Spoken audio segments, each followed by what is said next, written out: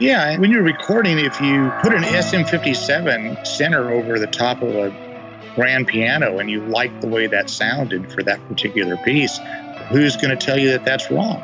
Everything is just experimental. And I think music today would benefit a lot by people just not knowing what everybody else does and not even caring.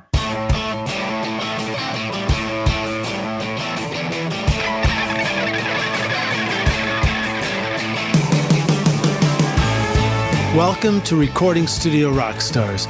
I'm Lid Shaw, and this is the podcast created to help you become a rock star of the recording studio. Hello, Rockstars. It's your host, Lid Shaw, and welcome to Recording Studio Rockstars, bringing you into the studio to meet with recording professionals to hear their stories and learn from their experiences so that you can make your best record ever and be a rock star of the studio yourself. My guest today is Bob Bullock, whose career started as a studio engineer in Oakland, California, training under such greats as Humberto Gatica, Reggie Dozier, Barney Perkins, Haley and Roger Nichols, and he became a top engineer himself, working with many great artists like The Tubes, Art Garfunkel, Seals and Crofts, Crazy Horse, Corea and REO Speedwagon, to name a few. In 1981, while working at Lion's Share Recording Studio for Kenny Rogers, he was approached by the legendary producer Jimmy Bowen to engineer for Warner Brothers Records in Nashville, and ultimately moved here full-time in 1984. And I say here because we're both here in Nashville. Bob's engineering credits extend over 50 gold and platinum albums, including Reba McEntire, George Strait, Tanya Tucker, Patti Loveless, George Jones, John Anderson, Hank Williams Jr., Jimmy Buffett, and Steve Wariner. Bob has spent 40 years working with major label artists like Kenny Chesney, Loretta, Lynn, and Keith Urban, but in sharp contrast, now enjoys working almost exclusively with independent artists from all over the world, including Switzerland's Baton Rouge, Norway's Gunslingers, and Canadian acts Tyler Whelan and Friends of Jack. He has also expanded his musical contribution outside the studio and now lends his teaching expertise to multiple universities, including Belmont University and the Art Institute in Nashville, Tennessee, and Troy University in Montgomery, Alabama. Bob is also passionate about helping artists develop their work at a time when the traditional artist development label no longer exists. He recently joined the team of providers at PCG Nashville, the Science of Artist Development, a company dedicated to educating and mentoring artists. You can learn more about Bob and his work at bobbullock.net. Please welcome Bob Bullock to the Recording Studio Rockstars. Bob, are you ready to rock, man? Yes, I am. Awesome, dude. Very glad to have you here. Thank you for joining us. You've got a long pedigree of making records. I sort of covered it quickly here, but can you introduce yourself in your own words? Tell us a little bit more about who you are and how you got here. Okay, well, you covered a lot of it in the introduction. I actually started my career in Los Angeles. I was born in Oakland, grew up mostly down in Southern California, and so that gave me access to the Hollywood area. So I was able to start hanging around studios, I guess you might say, even while I was in high school. Cool. How did you even get into a studio at 16? I mean, in those days, make a longer story short, but it is amusing. In those days, I had a band, junior high school band and everything. So I guess in our sophomore year, one of the guys' older brother drove us to Hollywood and we knocked on the fence at Sunset Sound, which is still there. We wanted to know how much it was to record a demo and we didn't have any money. And they were recording the Moody Blues there. And there was a guy, it was Tom Harvey, and he was an engineer there and he let us in, gave us the tour. That really opened my eyes to what a professional recording studio was at the time. That was 1970. And then jumping to what got me to hang out in studios, I happened to go get a haircut, and just in the conversation, and barber striking up conversation, asked me what I did, what I was going to do out of school and all that. We were talking. Turns out one of his clients worked for ABC Recording Studios in Los Angeles. And he said, hey, one of my clients works for ABC Recording Studios, and would you like to go if I set it up? And I said, sure. So I went with him. He made the call. We ran up to Hollywood on a Friday night, visited ABC Studios, and I met this guy, Bob Diavolo is his name. He started introducing me to people and letting me come down and hang out there. And so my first job that I landed was pretty soon after high school, I guess, but that was at a studio called Radio Recorders. That's cool. And that's a really unique thing back then that that there was even a job for you. I mean, that's probably be a lot harder to land something like that today, don't you think? Yeah, absolutely. Because, that was the way audio producers, engineers landed in studios. It was a master apprentice situation. So the studios had staff engineers and producers. There would be openings for an apprentice, I guess. I wouldn't even say intern because they were jobs, might have been minimum wage, and it still was a real job. I guess the mentality in those days was that if they found somebody they thought was going to work out, they made an investment in you. And so that's how I got in. So I was working at Radio Recorders and then finally got in at ABC Records as a staff setup guy. They had me doing production copies and setting up sessions. And then I moved up to assistant engineer. And then I got to where I was doing some first engineering. And then I went on to a staff position at Kendon Recorders, stayed there for a while. That's where I worked with Chick Corea, for example, and Crazy Horse. Yeah, I wanted to ask you about those sessions. Can you tell us some stories from, the sessions you did, the records with both those guys, with Crazy Horse and with Chick Corea? When Chick Corea came into Kendon Recorders to do, it was the Mad Hatter record, people booked the rooms for a couple of months.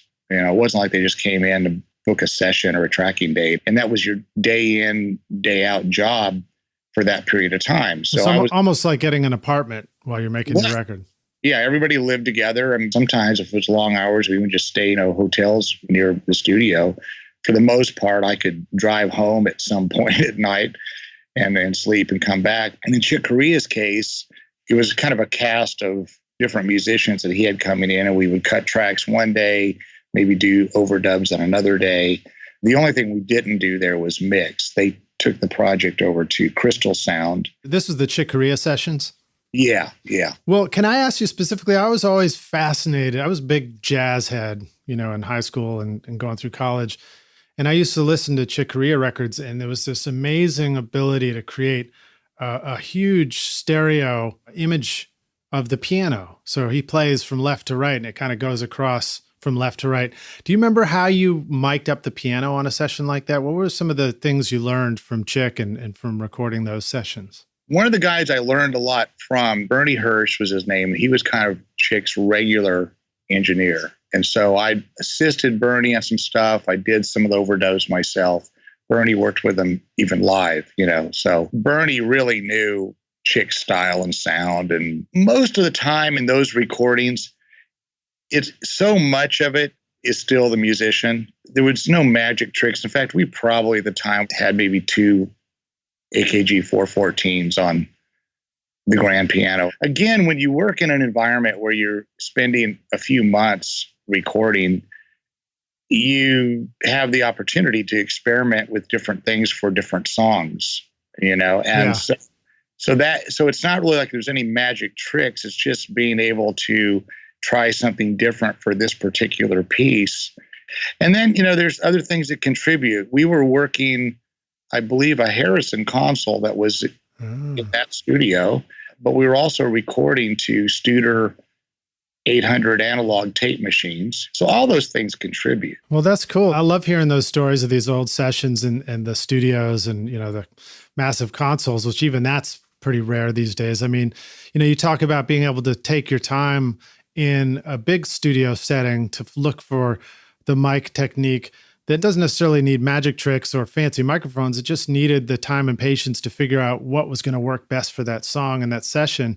And it seems like that's reflected in a way, in the home studio environment today, where people might have as much time as they want to figure out how to record their song. Well, how do you see recording sessions contrasting today compared to then if you're going in to make a record with an artist? It really was about getting everything the way you wanted it on the front end, through the 70s and 80s. I still work that way myself. For projects I produce, I record them in commercial studios, at least getting the basic tracks down. So the only real difference for me in recording music now is that we have to work more time efficiently and have to make decisions much quicker because of smaller budgets. So I find myself having to do more pre-planning, more organized, more sure of what I'm going to do. There's pros and cons to that. That's a bit of a fight for me because you're telling yourself that every decision you make has to be the right decision for the music and the artist.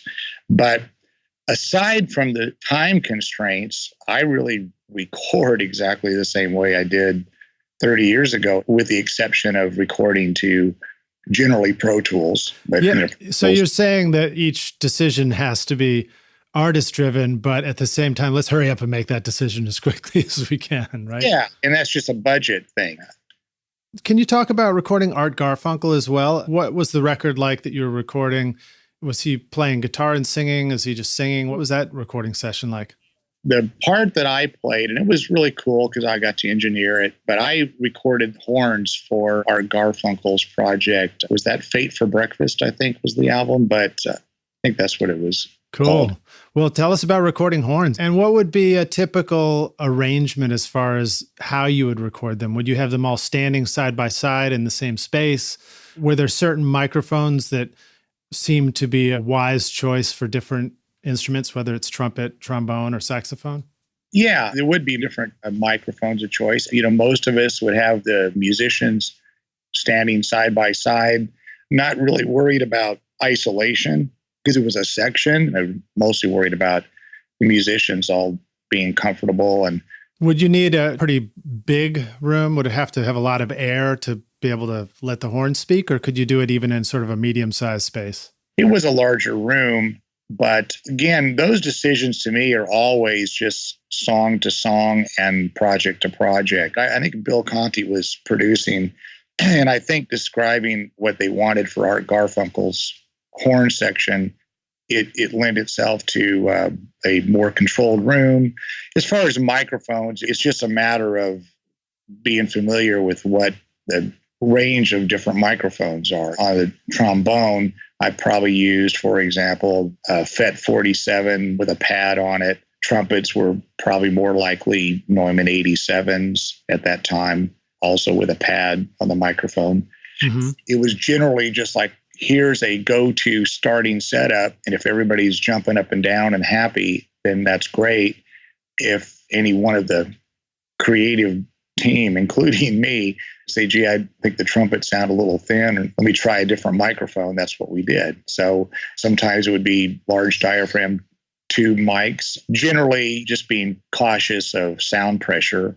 Interesting. So yeah, if you're doing kind of like a Tower of Power blasting horn section, you're going to need something with the SPL. What about some of the mics that are really available to people, home studio owners, for example, today that are not necessarily so expensive, but very useful mics? Do you have some favorite mics that are in the really affordable range? Yeah, I do. And I felt like there was a period of time, if you wanted a good microphone, you really had to have bucks. You had to have the money for an expensive microphone. That's changed immensely. Like there's companies locally here in Nashville, Mic Tech, which make really, in my opinion, great sounding microphones. Love those guys. I'm using a Mic Tech Procast SST right now for this podcast. Yeah. And so bang for the buck. I mean, it just amazes me. There's a British company called Sontronics, SON. They have a range of microphones from $150 to $2,000 and everything in between.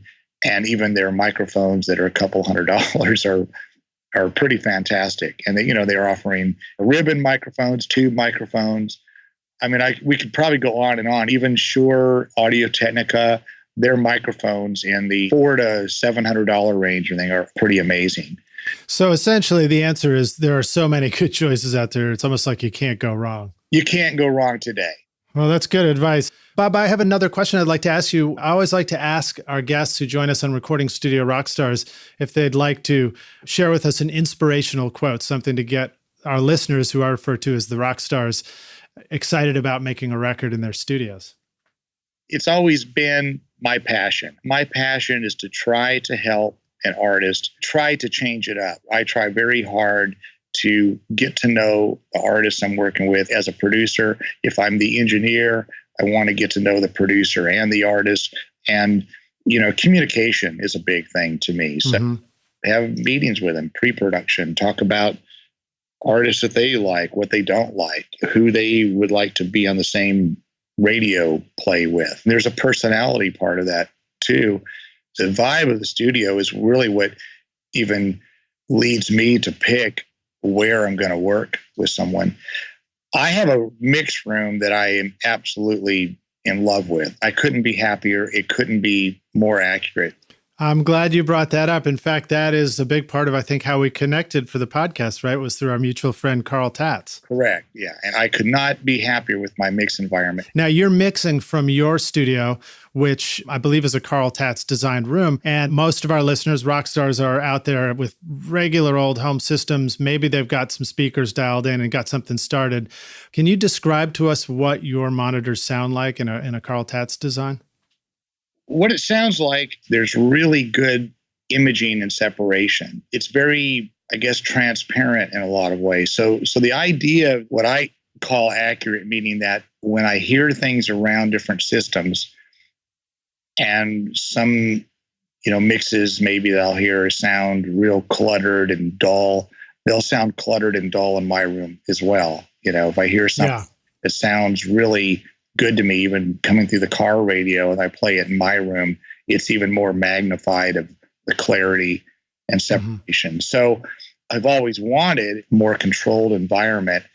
And with Carl Tatz Phantom Focus system, it does. We're coming up on nearing to take a break and then come back for the jam session. But before we do, let me ask you a few more questions here that I've written down. I know you've worked with, for example, I saw the Monkees on your credit list, and also Todd, Snider, and Loretta, Lynn were some names I wrote down, and Kenny Rogers. Do you have any great stories that you might like to share from any of those records? Stuff that was fun. I also always like to ask a guest to share a story that was an important failure. I don't know if any of that kind of comes together in a story for you.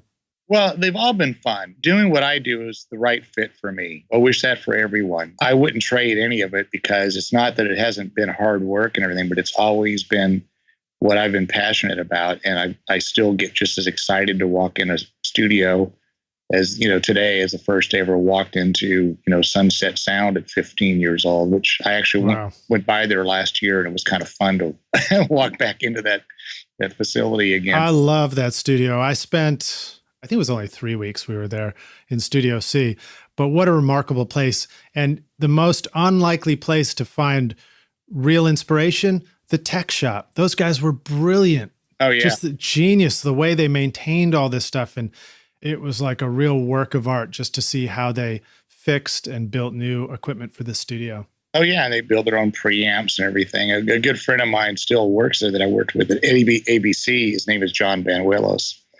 He's still one of the techs at Sunset. But so to answer your question, all of them have been exciting events in my life.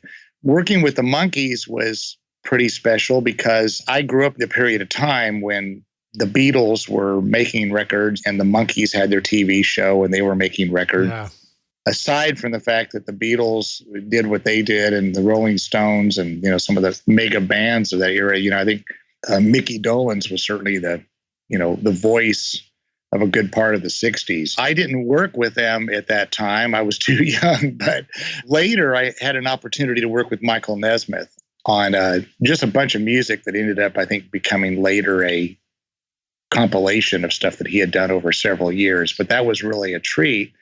And fortunately for me, they were going to do a record. The title ended up being called Just Us, but I think it was Justice was what they wrote. Right. Yeah. Got it. And it had just them. They wrote everything. They played every note on the record. It was only the Monkees. Okay. It wasn't a nod to Metallica's and Justice for All. No, it was none of that. It was supposed to be just us and justice. The justice being that they were always frustrated about when they were doing the TV show, that even though they got to participate on the records, I had a lot of studio musicians, and I believe Tommy Boyce and Bobby Hart wrote a lot of the songs, and they weren't able to really do what they wanted to do, was, really be a band and write their own record and perform it. They had to work, with those constraints. And yeah. So anyway, they had an opportunity to go in and do a record that was just them. And so that was real exciting. So I got to run around Hollywood with just the four of them quite a lot, being out with them everywhere where everyone recognized. Funny, because people would look at me and I'm sure everybody would be staring at me like, well, he's not one of the Monkees. What's he doing there? He's probably the keyboard player. Yeah, right. Yeah, they're trying. He's the tambourine guy. No, I think who played tambourine on that stuff? Steve Jones actually covered that. So. Yeah, well, very cool. Can you tell us a little bit about the Todd Snider record you did? I mean, he's a brilliant songwriter. I've recorded him briefly at Bonnaroo in my Hay Bale studio. And one of the things I remember about recording him was he sat down in front of the same microphones I was using for everybody else, for his acoustic guitar and his voice. And instead of it sounding like I needed to go back to school to figure out how to record voice and guitar, all of a sudden it sounded like I was really damn good at this, and I was pretty brilliant. It was one of those moments where I realized, wow, the tone that comes out of this guy is what makes it sound so good. Oh, yeah. Yeah. In fact, I recorded him at the Belmont Theater here in Nashville. We did a real makeshift control room, and I recorded the show, and then we mixed it, I think, at my first home studio called the Dining Room, and that was one of the very first rooms that Carl Tatz had ever done. It wasn't anything to the level of what I'm in now, but it was already an early Phantom Focus room. And what happened on that, I had Carl build it to have a great listening room at home. It wasn't necessarily, I was not intending to, bring in a DAW and mix and everything. But I ended up getting the first version of New Window. I started realizing that because of my monitoring, that I could do, some editing and some, mixes in there, and it were actually quite good. So when I did the Todd Snider record, I believe that was Oh Boy Records, and I believe we mixed it at my little dining room studio. Very cool, man. Well, let me jump in here and ask you a question again related to mixing and being able to hear what you're doing. A lot of our listeners, rock stars, are used to pulling up a plug-in, an EQ, messing around with it, trying to decide if they like what they're hearing. What is the experience? How is it different when you can hear what you're doing and you're turning knobs on plugins? What are some of the things that you first notice where you're like, oh, wow, this is a different experience than if I do it in a room where I can't really hear what I'm doing? Well, I mean, it makes it credible. I've had the good fortune to work in quality rooms most of my life. And there's been a few times, like I said, even when I recorded the Todd Snider thing at the Belmont Theater, it was kind of a makeshift studio I had to put together. And I've had a few situations like that for live recordings. But for the most part, I had the luxury of working in rooms that you could hear what you're doing. When you take that away, the rest of the gear doesn't really mean much to me. When plugins first came on the market, they didn't sound very good to me. They were great pictures. It was like looking at a photograph of breakfast at Denny's or something. And so they didn't really sound good. And then if you're at someone's home and the monitoring system wasn't very accurate, what's the point of you turning knobs and doing all this? So to me, the very first place that I look is how accurate the monitoring is. That's the most important part. I could make a record with a studio full of Shure SM57 microphones. And probably if I have a good listening environment, I can contour those sounds and everything and make it sound pretty darn good, But without the proper monitoring, the rest of it is kind of a joke to me. Well, now I do have another question for you. How often do you ever reference your mixes on headphones? And do you find that that's a way to kind of level the playing field from environment to environment? It confuses me, honestly. Now, if I just put on I don't listen to headphones very often. I don't really like that. If I'm mixing and I'm trying to listen to what I'm mixing using headphones, it seems like whatever I think sounds good to me on the headphones, when I play it on speakers anywhere, I could be in a car, it just sounds very different to me. Yeah, I've noticed some of that too. It's hard to transition from one to the other sometimes. Something's done. I mean, if something's finished and then I just happen to listen to it on headphones, I say, oh yeah, I like the way the reverb trails there, and I kind of like the way that, the relationship between the guitars and the bass and drums. But typically, if I'm trying to do it in a mix, I end up discarding what I did. Yeah. I have found that sometimes it's pleasant to start my mixes in headphones, partly because it just kind of puts me in a zone and distracts me from other things. If I'm setting gates and reverbs and other things, it's very easy to hear what's going on with those things. But that only goes for a little bit, and then I got to take them off. And then it's not till I feel the energy coming from the monitors that I really know whether it's, sounds like rock and roll or it sounds like the record I'm trying to make. So I can appreciate that. Well, so now, Bob, we need to take a break here, and then we'll hit the jam session, which is our series of kind of essentially sort of rapid fire questions.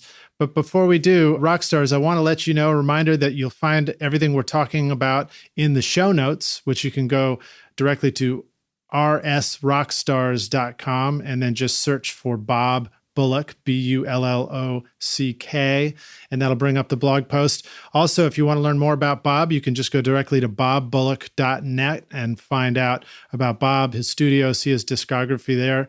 Again, Rockstars, thanks for listening, and we'll see you guys shortly here in the jam session. Hey everybody, it's Lid Shaw, and I want to thank you so much for listening to this episode of Recording Studio Rockstars. I really appreciate you, and I really appreciate your time. And as a way of saying thank you, I've created a special mix tutorial just for you, Rockstars, totally free, called the Mix Master Bundle. With it, you get over 2 hours of detailed videos watching over my shoulder as I mix a song in my studio. Plus, I give you the free ebook that explains how I recorded the tracks. And you get downloadable multi-tracks so that you can practice your mixes, including the Pro Tools session file, using nothing but stock plugins in Pro Tools, all of which you would find in any other DAW, whether you're on Logic or Studio One or Reaper.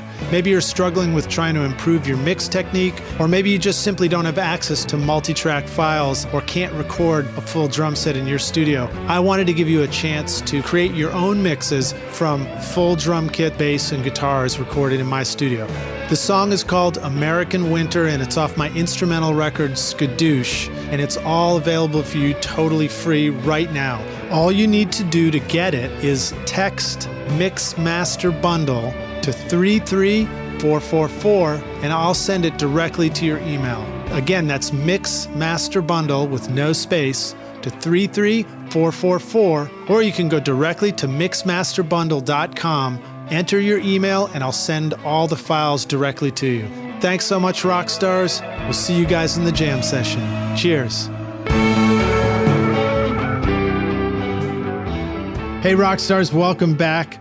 We're about to jump into the jam session. My guest today is Bob Bullock, and we're going to jump in for some cool questions with Bob. Bob, are you ready to jam? I'm ready. Awesome, dude. Tell us, when you started out in recording, what was the thing that was holding you back? What was one of your big obstacles? Well, I just made a transition, so I can't say it was an obstacle. I started playing guitar, I think, at like 11 years old. So I guess I wanted to be a rock star. But what was a quick change is I was as young as 15 years old walking into Sunset Sound and seeing this real professional recording environment. And my first thoughts were I wanted to learn how to engineer and produce music so I could produce my band, my music. I still play guitar a little bit, and I played for several years after that. What did change is I came to the conclusion that I didn't think I could be as good at a lot of things. So I felt like I really loved the technical side of it, and it was like a wake up of, I've got to really put the time into this. So I wouldn't call it so much an obstacle. It was just sort of a change of. Yeah, it sounds like you saw what was in front of you that you were going to need to really go after to be able to do what you wanted to do.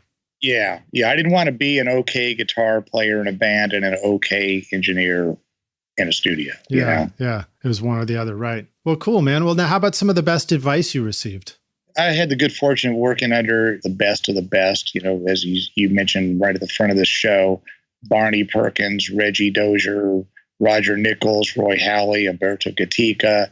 The list goes on and on. I got to be an assistant engineer with all those people. And mostly what I got pretty consistent was, you shouldn't do this unless you really love it. And it's all about working with people. You got to be a people person. I mean, you got to create an environment.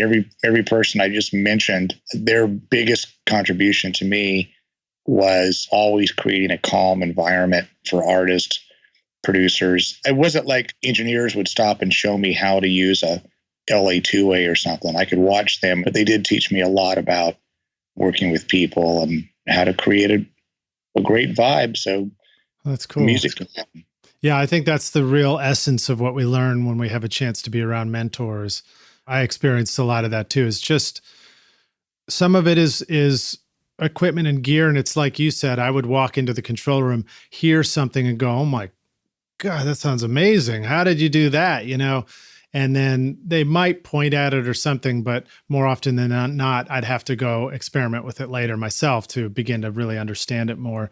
But again, it's like those elements of learning from somebody about how to interact with the people, how to make sure a session really flows, how to, you know, have a productive recording session, how to not quit, you know? Right. Yeah, that's it. I worked for studios that would allow me to go in on off times and try things. And so I used every moment of that. So I'd work 12 hours with a client and they left. I might stay there another 8 hours in the control room trying things. So I know that feeling, the old not sleeping ever routine. Oh, yeah. Yeah. Well, so now, Bob, how about sharing with our rock stars a recording tip, hack, or secret sauce, something that they could use on their recording sessions today? I guess mostly I'm just not really stuck on this is what I always do. I've never really been that interested in wanting to be known for a sound. I've wanted to feel like the artists I work with feel like I helped them capture what they were hoping they would sound like. Now, do you remember one of the first sort of hardware or, you know, something to do with gear and getting a sound, one of the first tricks that you learned in the studio where you felt like it was eye-opening to you? No, I wouldn't say so much tricks. I mean, I learned different things from different people. Al Schmidt was very minimalist on everything and probably still is today and made fantastic sounding records. Roy Halley was real big on a lot of effects and reverb in his work, like with Simon and Garfunkel and Blood, Sweat, and Tears. And so I learned a lot of little reverb tricks to give dimension from him. Humberto Gatica would use a lot of outboard gear. They all had different concepts in the way they approached it. But from all that, I realized, again, I only reach for the gear when I think I need it. It's all about being creative. Every situation, you just kind of make something up. Yeah, and some of my favorite records have happened because of people that made a record that really didn't know what they were doing and didn't know how other people did it. And they just used their own ears to come up with something that sounded good to them. In many cases, those have become classic records. I like that. So Rockstars, essentially what Bob's telling you is that you have the secret sauce. All you got to do is just make it up and experiment, and you're going to come up with the coolest next thing to do. And that's cool stuff. And I appreciate your reticence to be specific as if there's a universal Band-Aid for any mix. But I think people love to hear suggestions because it just gets the brain going. It's just like, oh, that's a cool idea. Oh, that's a cool idea. Well, Bob, thank you for answering that one. How about sharing with our listeners a favorite hardware tool in the studio, something that you seem to always be glad you've got around when you go do recording sessions or mixing sessions? I don't really have any. I'm so used to working in different rooms and working with what they have. For recording, I'm flexible. If a band approaches me to record them, I'm going to take us into a studio that I think just captures the vibe and maybe the sound, but that could be an SSL desk, could be an MCI desk, it could be a Trident desk, a Neve. But those are things I might just consider, or maybe a tracking room. There's a room here in Nashville. It's called Ronnie's Place now, but it used to be owned by Ronnie Millsap.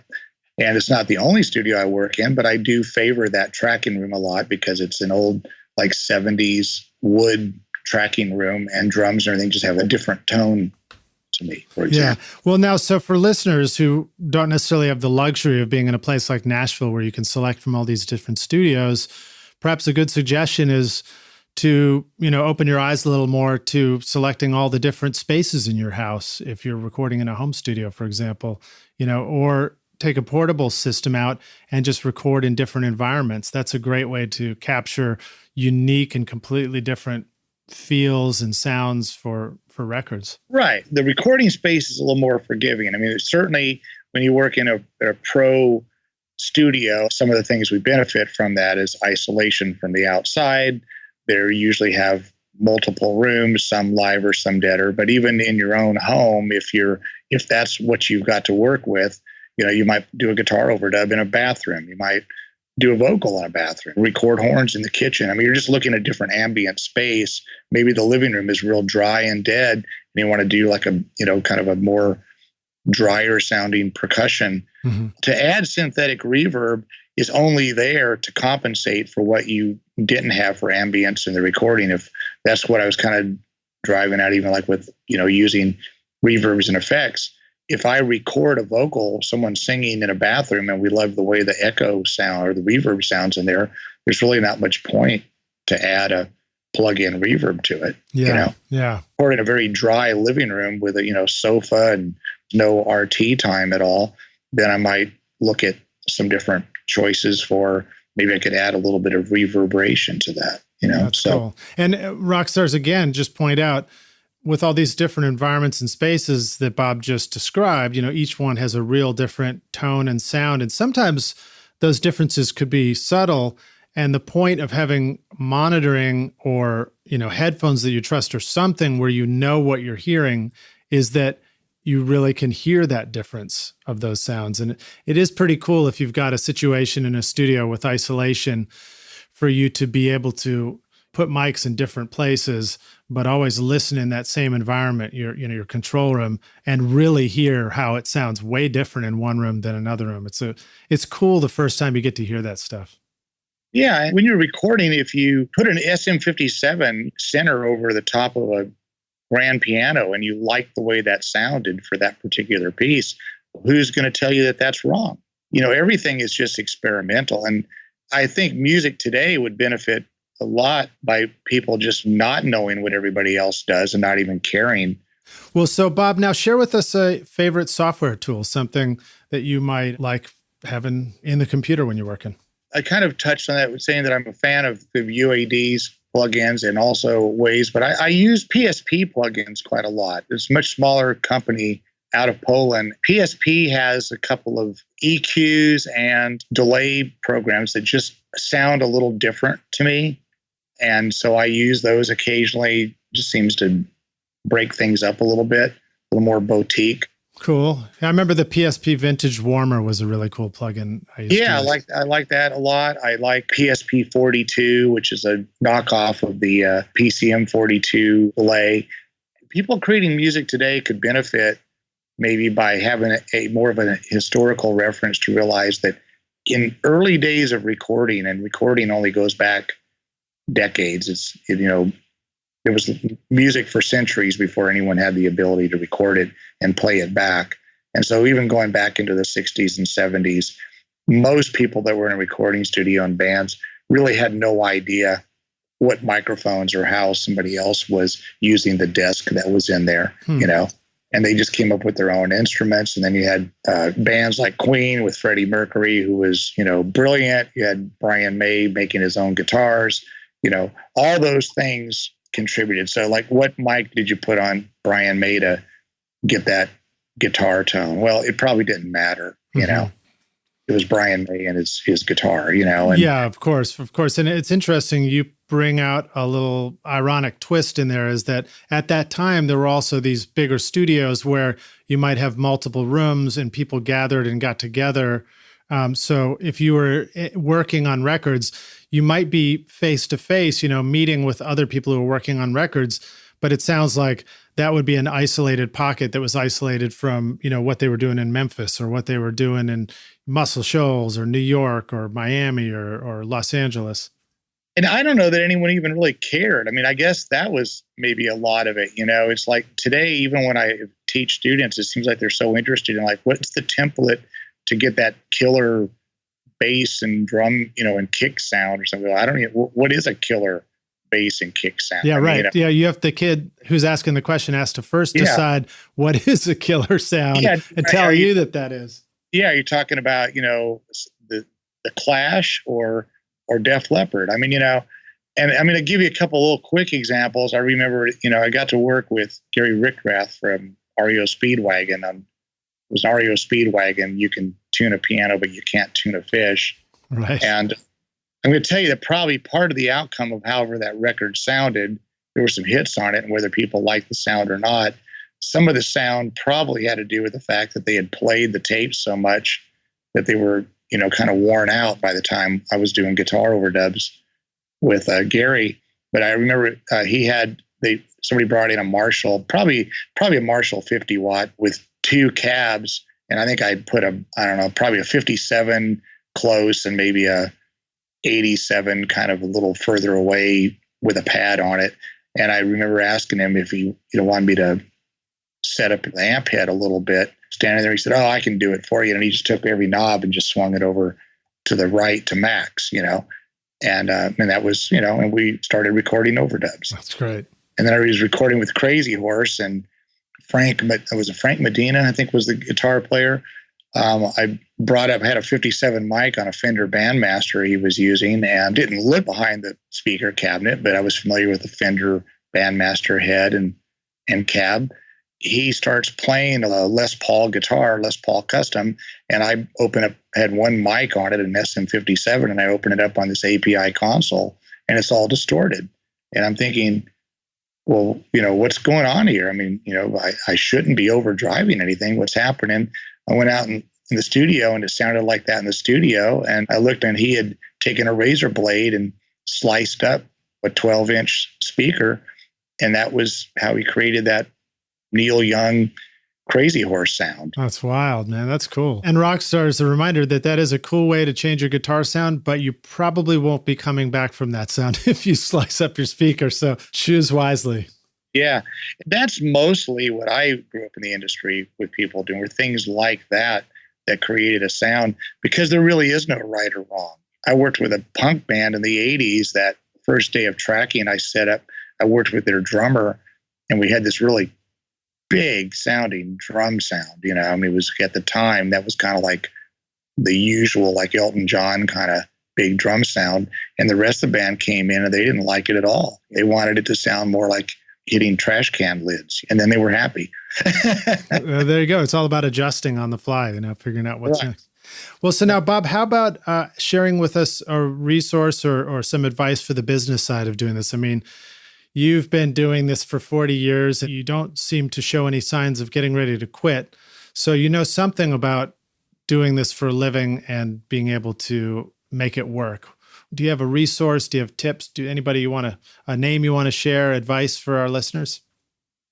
I think you got to find a niche. That's the main thing to me. What I've found myself do is it's constantly changing. It's an evolution. This is not an industry that anyone should be in unless they just don't feel they can do anything else, because probably almost anything else is more reliable and makes more sense and all that. But if you're like me and this is what you're going to do, then the task is to figure out how you're going to keep making it work.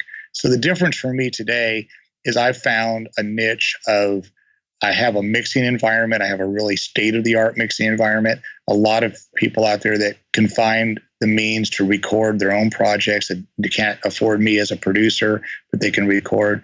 I get a lot of people that contact me to mix their projects. That's mostly what I do these days. I'm not really teaching for anyone right now. I got a little too busy in my own studio to do that. I enjoy doing it.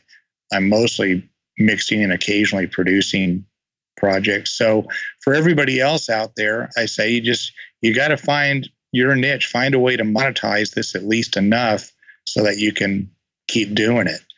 And if it's, having a tracking room, if it's working, I have friends out in LA that are working for like Warner Brothers Pictures and stuff. They're interested in film work and everything. And that's a big company. And so I've kind of seen every level, but you have to figure out how to be relevant. Yeah. That's great advice. And I think that you're absolutely right. And that's what I've heard from most folks who have continued doing this, is that, to begin with, don't do it unless you're doing it because it's the only thing you can do. It's what you have to do it. and to just be flexible and always look for opportunities. And it's cool to hear it from you too, because sometimes when you're new to this, you feel like you look around and you think, oh, I have to be flexible because everything's changing. And you could have this sense, is everything changing just now? Is the industry picking on me? But to hear it from you, you realize that 40 years of doing this, perhaps your perspective is it's always been changing. It has. For a little bit of advice here, I'd say one thing I realized when I was really young, I was the kid and I was around people who had pretty fantastic careers that were kind of not relevant anymore. And what I saw with that was that they really weren't interested in changing what they did. And I thought, I kind of like the challenge of changing, learning new gear and everything. So really, a lot of my peers I saw leave the industry, going digital and no longer analog tape and everything. I could tell you what I miss from those days, but I could also tell you that I've enjoyed the challenge of learning how to doing music with computers and all. And so that's helped me. I thank God that I had that attitude because it did push a lot of people out. Yeah, it's a constant change and you have to be able to embrace that. If you don't embrace that change, this isn't for you, And so that's how I look. I look at like I'm only relevant because I've been willing for 40 years to just look at the bigger picture, and I enjoy doing this, but it's going to be different now. Okay. Well, we appreciate that you were willing to be on a podcast with us today. Oh, you're welcome. It's my pleasure. That certainly didn't exist 40 years ago. So final question to you, Bob. If you could go back and give yourself one bit of advice, telling yourself perhaps what's the single most important thing you wanted to let your early self know about becoming a rock star of the recording studio, what would you say? As a young person, I think it's important, and that's the advice I've given lots of students, is if you want to work in video games or you want to work in hip hop or you want to do country music or you want to work in film, go to the places where they do that best.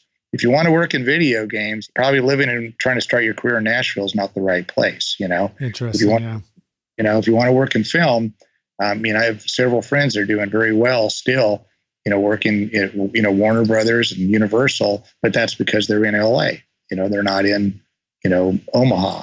And so you got to go to the places where people are doing what you want to do and be open-minded to learn from the people that have experience. I think that's great advice. And, I think back to myself moving to Nashville, and ironically, I live in the best place in the world to make country music.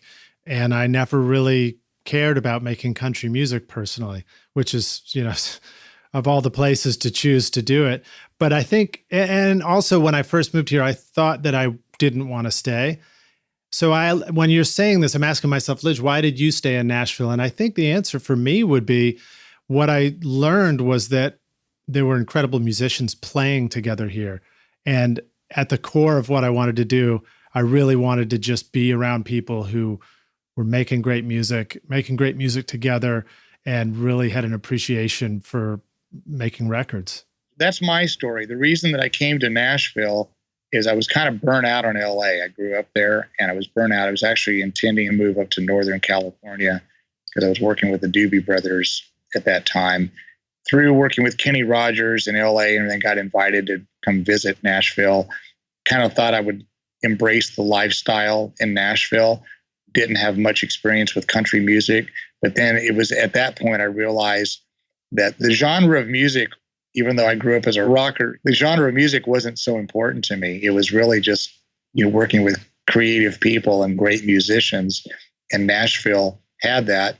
So working with country artists was a challenge for me also, and fun. And typically with the country artists, I like them as people a lot. And so that made that a good fit too.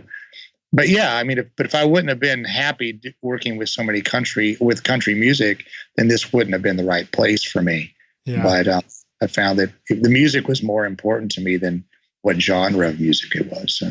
Well, that's good. So, again, the takeaway and the advice from you is just rock stars, whatever it is that you're into, figure out where the best version of that is happening go there physically or go there virtually through the internet, but just go there. Yeah, and strive for excellence. That's what I keep pointing to. That's why I'm not trying to be evasive, but when you ask like what microphones to use, all that, to me, that's really not really very important. Cool. Well, Bob, thank you again so much for joining us on Recording Studio Rockstars and taking time out of your day to be here with us and share all this insight.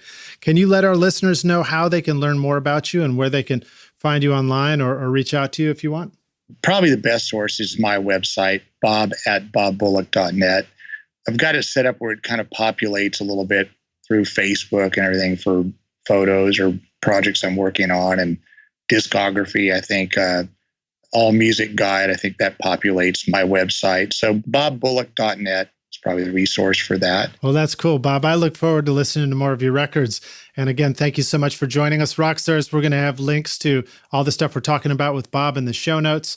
And there was a great video from the producer's room with Dave Tuff that you sent over to me, Bob. We'll include that as well in there and see if we can find other cool videos of yours. So thank you again, man. I look forward to seeing you around the studio in Nashville soon. Okay, we'll do it. All right, cheers, man. Thank you. Thanks so much for listening to Recording Studio Rockstars. If you enjoyed the show and want to help make it better, please leave a rating and review on iTunes to help reach more people. You can click directly over to iTunes or go to recordingstudiorockstars.com/review for an easy explanation.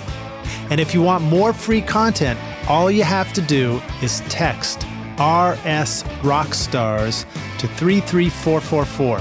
Again, that's RS Rockstars to 33444, and I'll keep you in the loop with articles, videos, and podcast updates. And I'll let you know about any upcoming giveaway offers, all totally free. Thanks for listening. I'm Lid Shaw, and this is Recording Studio Rockstars. Now, go make great music.